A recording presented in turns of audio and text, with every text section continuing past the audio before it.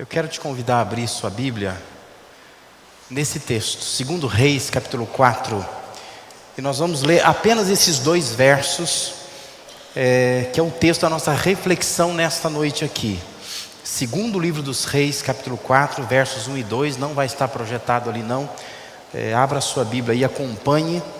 A história é um pouco maior do que aquilo que nós vamos ler, mas eu quero me deter inicialmente nesses 2 primeiros versículos. 2 Reis, capítulo 4, versos de 1 a 2. Mesmo assentado como você está, mas com toda a reverência, acompanhe na sua Bíblia. Diz assim: certa mulher das mulheres dos discípulos dos profetas clamou a Eliseu dizendo: meu marido, teu servo, morreu, e tu sabes que ele temia ao Senhor. É chegado o credor para levar os meus 2 filhos para lhe serem escravos. Eliseu lhe perguntou: que te hei de fazer? Dize-me, que é o que tens em casa?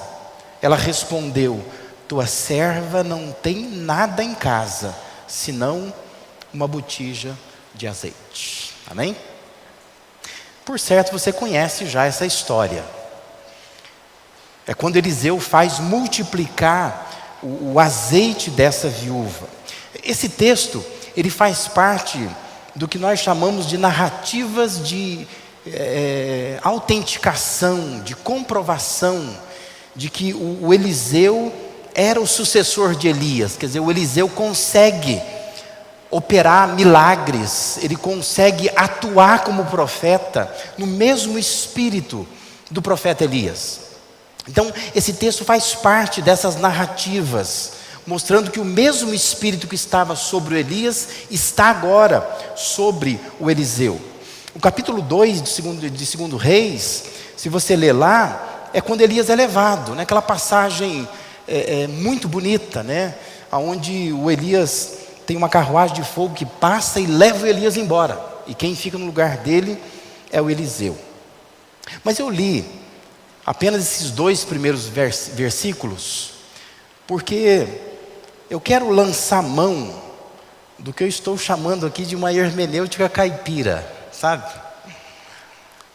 E eu tenho que explicar o que é uma hermenêutica caipira, porque eu temo assim que quando você me ouve, ou depois quem vai ouvir pela internet, fica dizendo assim: nossa, mas o pastor Lazarino leu um texto desse e falou isso aí, né? Mas a minha hermenêutica caipira é uma visão muito simples, não simplória desse texto. Porque apesar de eu entender o propósito da passagem, eu sei o que a passagem quer dizer. A passagem tem algo sobre o plano de Deus para Israel. A passagem quer também mostrar que Deus pode sustentar pessoas, não é? Multiplicar azeite de viúvas, de não viúvas, de homens, de mulheres, né? Deus pode fazer isso. Mas eu quero aqui aplicar esse texto de uma forma bem simples, como eu disse, a esse tema que nós estamos perseguindo durante esse mês de setembro. Uma igreja abençoada para abençoar. E eu quero observar como que a gente faz quando a gente está num velório, já viu? O velório, o fato é aquele: o sujeito morreu, não é? Não tem como negar. Tem alguém no caixão, morreu. Só que quem está ali tem um sentimento, não tem? Pode ser que alguém olhe e diga assim: acho que eu vou pensar mais na minha vida daqui por diante. Pode ser que alguém olhe e diga assim: vou valorizar mais a minha família daqui por diante, né? Vou cuidar mais da minha saúde. O fato é o mesmo. Então, esse texto em questão, o fato é um só. O fato é que Deus inspirou o autor a escrever, a registrar, que o Eliseu está no mesmo espírito de Elias. E Deus tem um plano para Israel e sustenta pessoas. Eu estou vendo tudo isso, né? Mas me permita fazer a minha hermenêutica caipira aqui, né?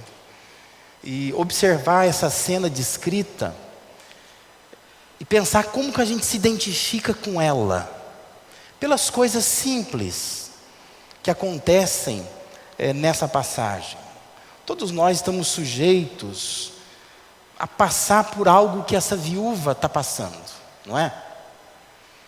Dever alguma coisa e não ter com o que pagar. Todos nós nos identificamos, ainda mais nessa época de crise, nós estamos no Brasil, né? A gente se identifica com uma situação dessa natureza. Cada um de nós que está aqui já passou, quem sabe não está passando, ou vai passar uma situação assim. Talvez não seja só numa questão financeira, seja em outras áreas da vida. E por isso que eu tenho uma preocupação, quando a gente fala esse tema, uma igreja abençoada para abençoar, o risco que nós corremos é de entender assim, uma igreja rica para enriquecer, sabe, esse tipo de coisa. Sempre associar bênção com algo material, com algo financeiro. Mas eu acho que quando a gente fala de abençoar, vai para muito além disto.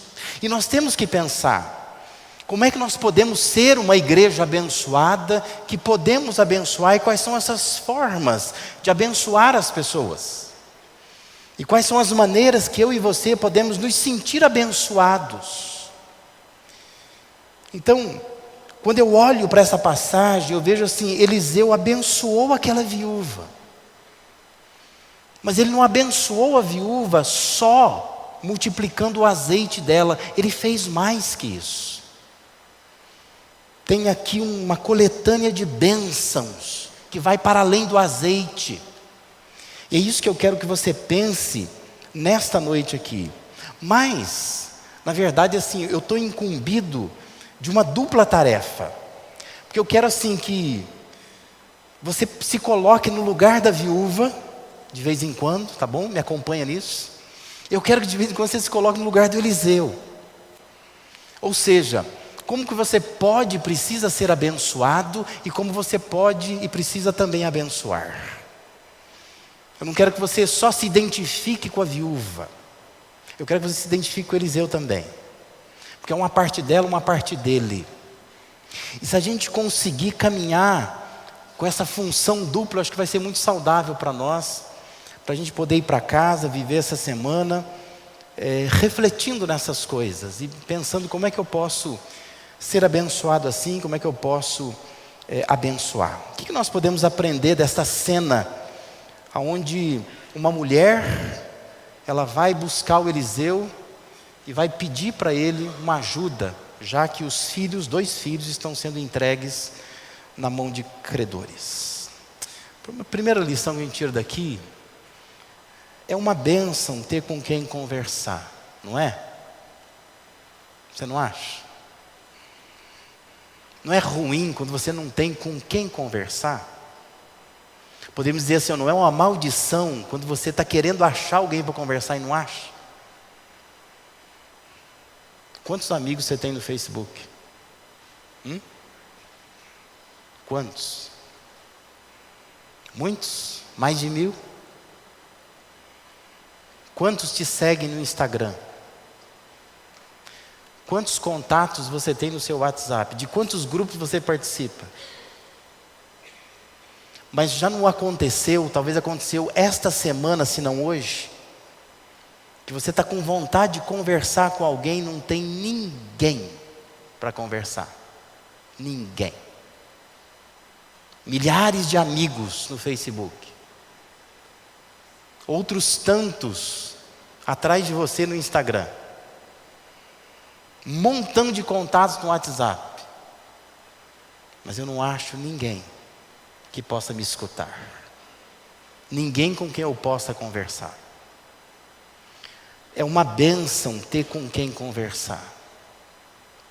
Essa mulher, diz o texto que ela é das mulheres, dos discípulos dos profetas.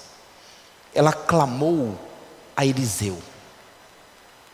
Uma mulher que não tem nome no texto, mas ela é esposa de um homem de Deus. Porque ela era casada com um dos discípulos dos profetas. O falecido dela era discípulo do Eliseu.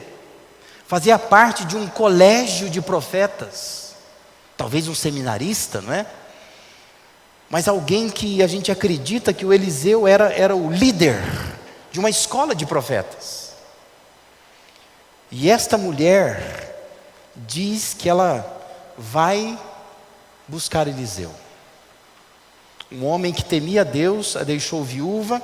Provavelmente ela também é uma mulher que teme a Deus.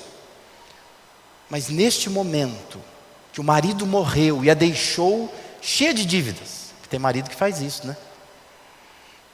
Ele vai e não deixa benefício, né? É muito mais ônus do que bônus. E quando se vai ver, meu Deus do céu, né? Compensava ter deixado o homem vivo, né? Mas o sujeito morreu, deixou dívida.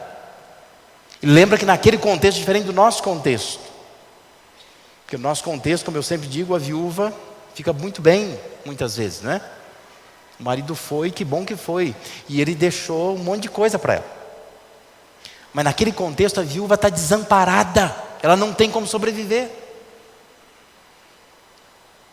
E ela, mesmo sendo esposa de um profeta, ela sofre com a perda repentina, não agendada do marido. É algo que ela não aguardava. As dívidas que não foram pagas, tem credores batendo na porta dela. Ela sofre porque ela não tem recurso para pagar essas dívidas. Ela sofre porque, para pagar a dívida, como era cultura naquela época, se toma os filhos. E os filhos então se tornarão escravos, não é?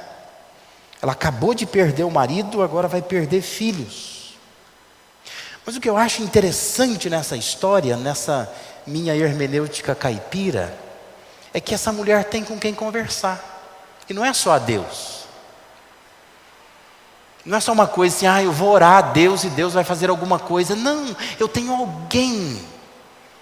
Alguém que eu vejo, que eu sinto o cheiro, que eu posso chegar perto, que eu posso abraçar, que pode me ouvir. E esse alguém era Eliseu.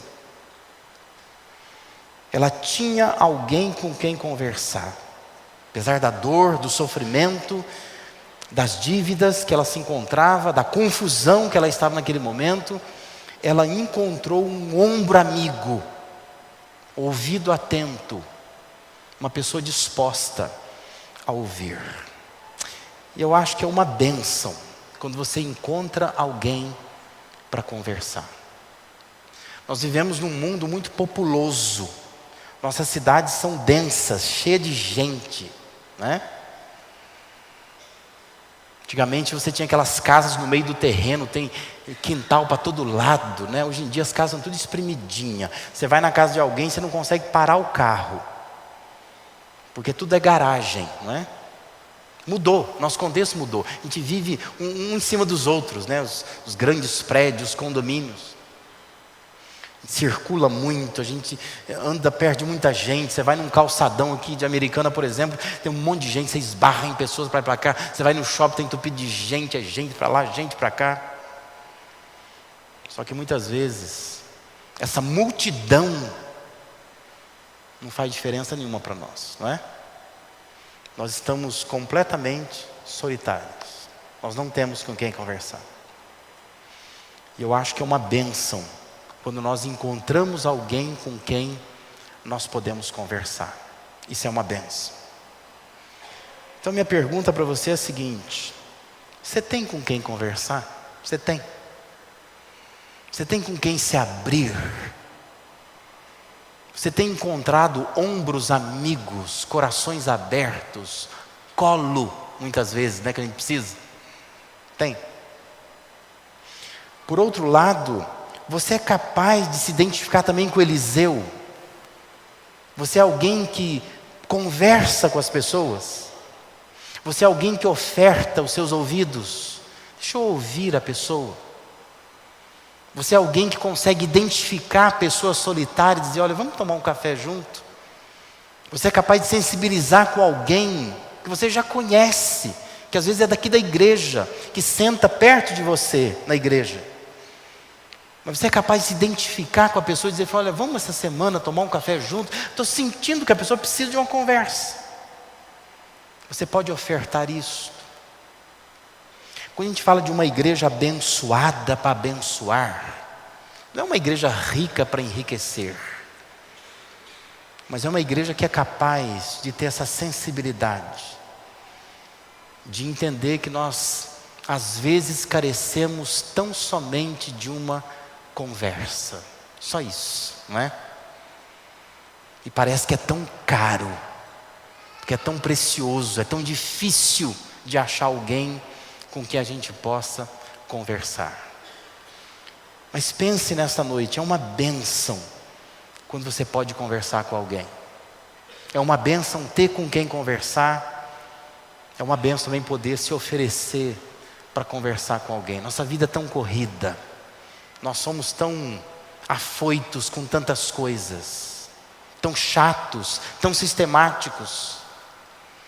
Mas às vezes é preciso olhar para um texto como esse e pensar assim: puxa, que bênção é ter com quem conversar.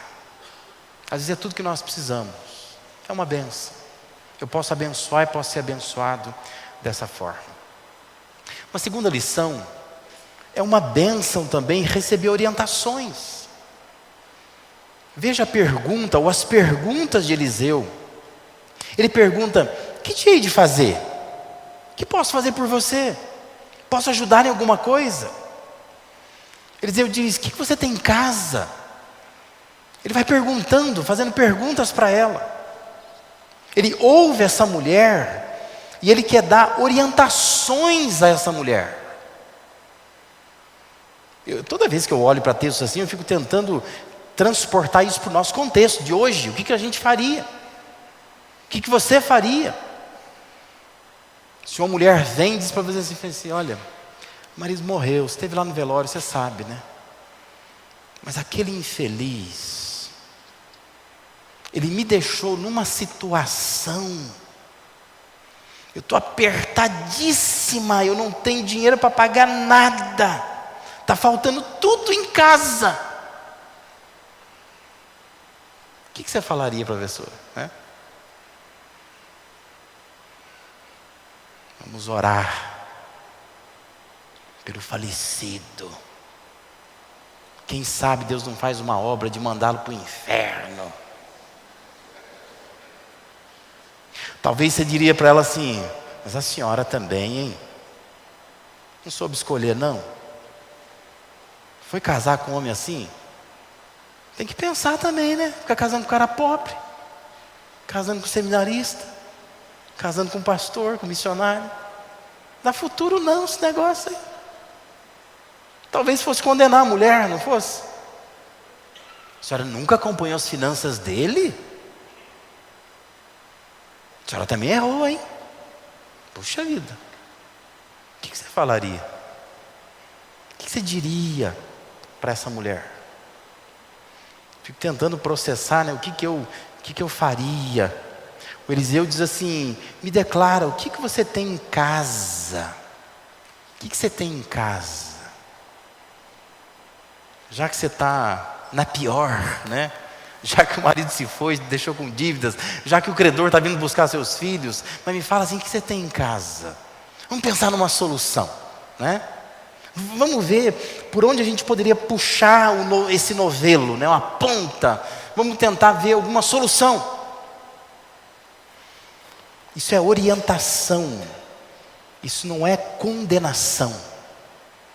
Ele queria orientar aquela mulher. Por isso que eu falo, é uma bênção você receber orientação, não é?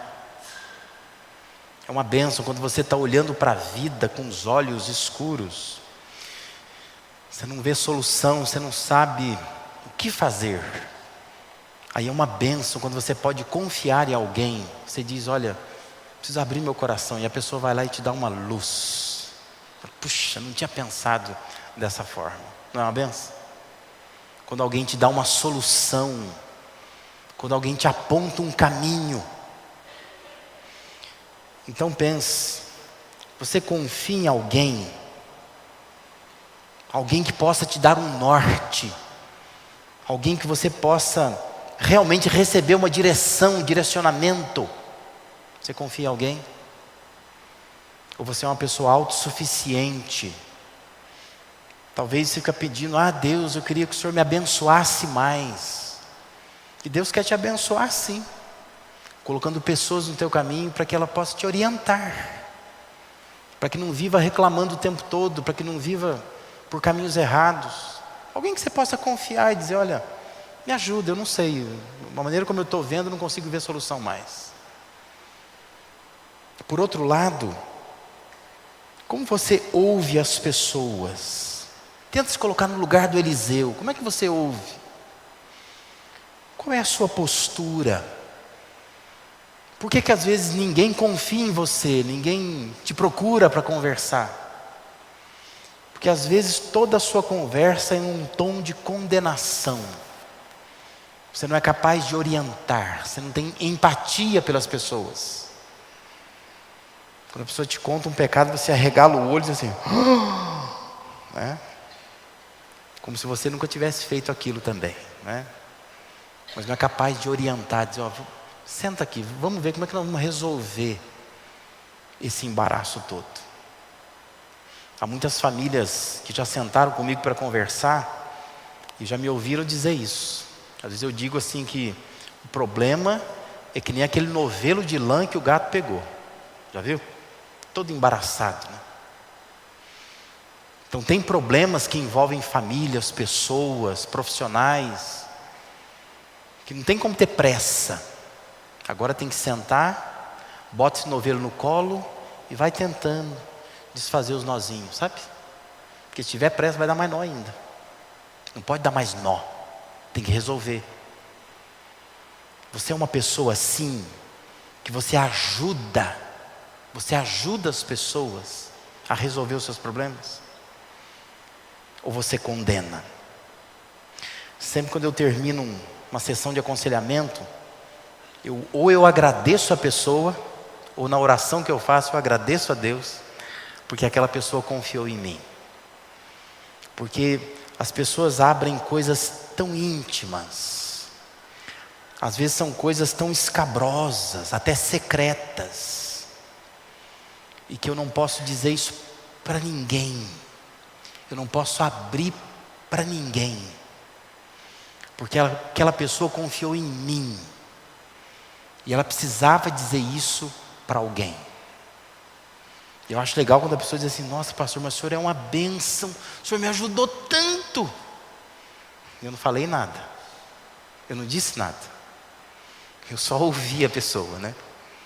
Mas ela só precisava de alguém que pudesse ouvi-la, e você dá algumas pequenas orientações. Você diz, olha, por que você não faz isso, né? Só isso. Mas aquilo para a pessoa é algo maravilhoso, porque ela tem alguém em quem ela confia. Uma terceira e última lição, é uma bênção também ser estimulado na fé. A resposta daquela mulher para Eliseu é de cortar o coração, não é? Imagina, você está conversando com alguém e diz, o que você tem em casa? A pessoa te responde assim, eu tenho uma botija de azeite, fora isso eu não tenho nada. Nossa, é muito. Quando você fala para a pessoa assim, ó, quanto é que você deve? E a pessoa te fala aquela cifra, você fica assim, hã? Tem esse dinheiro aí? Existe essa cifra toda, né? Muito dinheiro, muita dívida, muita confusão. Às vezes a pessoa te conta um problema que é um negócio assim que não tem ideia de onde a gente vai começar a resolver esse negócio. Eu tenho que dizer, posso orar? Dá para voltar daqui 2 dias, né? Deixa eu pensar, porque eu não sei o que fazer. Uma coisa confusa, enrolada, né? A mulher diz assim, olha, eu não tenho nada em casa, senão uma botija de azeite. Eu fico pensando qual seria a sua reação nesse momento, quando você ouve alguém dizer isso. Então não tem jeito mesmo não. Melhor a senhora voltar para casa, fica chorando lá, seus filhos vão ser vendidos mesmo, está tudo bem, não tem problema nenhum. Vamos curtir esse drama, né? Eu vou me deprimir junto com a senhora, vamos lá, vamos chorar, vamos entrar em pânico junto, né? Não tem o que fazer. Mas eu acho uma coisa muito ruim você conversar com gente negativa, não é? Não é ruim? Você chega com um problema, a pessoa ela multiplica o seu problema. Ela vai lá e fica contando mais coisa É que nem conversa de velório, né? Conversa de velório é assim, né? Ih, meu pai morreu disso aí também. E você começa aquela conversa negativa, sabe? Você está doente, a pessoa vai te visitar. E ela começa a dizer quantos já morreram com aquele problema. Você fica ótimo, né? Quer dizer, agora sim, agora eu creio que eu vou embora para o céu, já, rápido. Mas tem gente que não estimula a gente a fé, não é? Tem gente que é muito negativa, ela te põe para baixo. Foge de gente assim, foge, sai fora, né? Porque se você já está numa pindaíba, você fica perto de gente que se põe lá para baixo, é pior, né? Você vai acabar na mesa, numa cadeira de um psicanalista. Não faça isso. É uma bênção quando nós somos estimulados à fé. Quando alguém diz, olha, vamos pensar em alguma coisa. A mulher diz, olha, eu não tenho nada, nada. Senão, você está pensando assim, uma botija de azeite. Mas deixa eu te dar uma informação técnica. Sabe que esse texto é escrito em hebraico. E aí existe uma versão grega, chamada Septuaginta, que foram 70 homens que transferiram a Bíblia do hebraico, o Antigo Testamento, para o grego. E é interessante quando você pega a Septuaginta e lê no grego, não é uma botija de azeite, é um frasco. Porque provavelmente não é o azeite da comida que ela está dizendo, é o azeite da unção. O marido dela é profeta. É coisa usada para ungir. É um negócio não assim, é assim, entendeu? Um negócio pequenininho. Quando ela diz, eu não tenho nada em casa senão um frasco de azeite, é porque realmente assim não tem nada. Ela só cita a única coisa que tem um mínimo de valor. Não é uma botija com 5 litros. É um frasco talvez com 300 ml, entendeu? É pior a situação. Mas lembra que Deus fez o mundo a partir do nada. E quando Deus quer fazer alguma coisa, Ele precisa de nada. Entende isso? Nada. Porque a gente fica tentando achar solução. Quando nós estamos com um problema, a gente fica tentando achar solução. E a gente acha que Deus tem que vir por aquela solução. A gente acha que Deus precisa de ajuda, mas Deus não precisa. Quando Deus vai abençoar com base em nada. Nada. Às vezes nem no nosso merecimento, nem calçado nisso, Deus vai nos abençoar. Porque às vezes Deus abençoa quem não merece, quem não precisa. Mas Deus resolve abençoar. Porque Deus criou o mundo do nada, Deus pode fazer coisas grandes por nós do nada, por isso que o nada para Deus é muito. E nós precisamos lá aplicar o dinheiro em alguma coisa e ficar olhando para aquele dinheiro e pensar, esse dinheiro é aquele, sabe aquele negócio da capitalização, e, nossa, aquilo tem sorteio todo mês, alguém vai ganhar, eu podia ganhar. Não é assim que a gente faz? A gente aposta em algumas coisas. Depois de uma certa idade você começa a colecionar receitas, né, plano de saúde, médico bom. Você nunca deixa de, esse cartão eu preciso guardar, porque isso aqui eu vou precisar. Você começa a apostar nisto, naquele médico, no potencial dele, o quanto ele já curou pessoas. Ele vai trazer a solução para mim. Mas entenda, Deus não precisa de nada, absolutamente nada. E aquela mulher não tem nada. E o Eliseu está dizendo para ela assim, olha, vamos fazer alguma coisa com esse nada que você tem. E você sabe o resto da história, não é? Eliseu acaba multiplicando esse azeite. Ele é multiplicado, ela vende e ela paga a sua dívida. Mas não é uma bênção ser estimulado na fé? Não é uma bênção quando alguém te instiga a acreditar em Deus, a confiar que a vida vai melhorar? É uma maldição quando só põe a gente para baixo, quando só diz, olha, a vida é assim mesmo, vai piorar, ainda vai piorar. Parece conversa de fila de banco, né? Você está lá esperando ser atendido, o sujeito olha e fala, nossa, você viu o governo?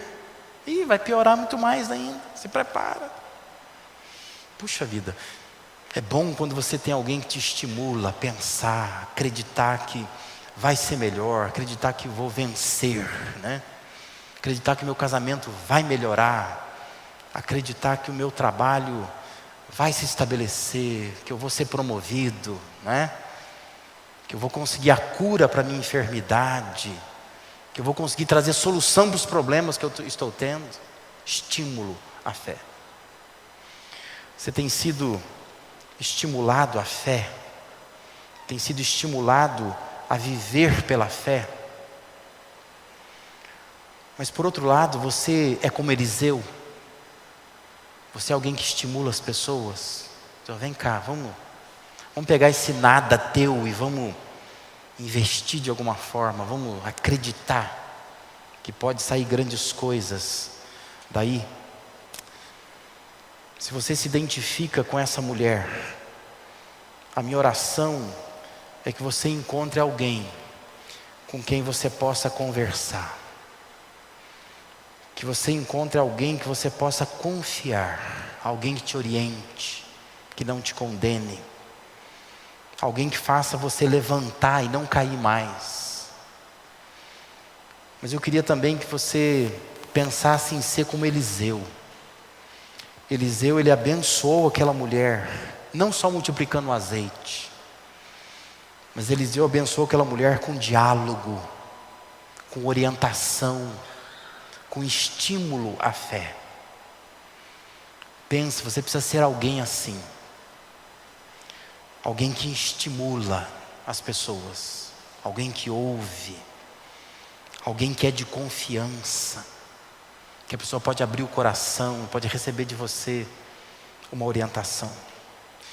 Que Deus possa te abençoar, que você saia daqui desafiado a parar de pensar em bênção só num nível material, econômico, mas em pensar assim, eu quero ser uma bênção também assim, conversando com pessoas, dando atenção a elas, orientando as pessoas, estimulando as pessoas a crerem.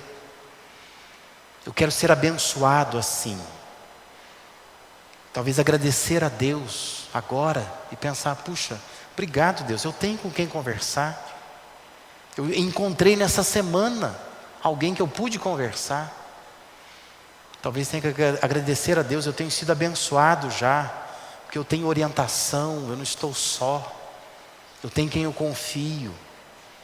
Agradecer a Deus porque você tem sido estimulado a crer, a ter uma fé robusta, e não a ser uma pessoa negativa, que simplesmente tem uma visão cinzenta da vida.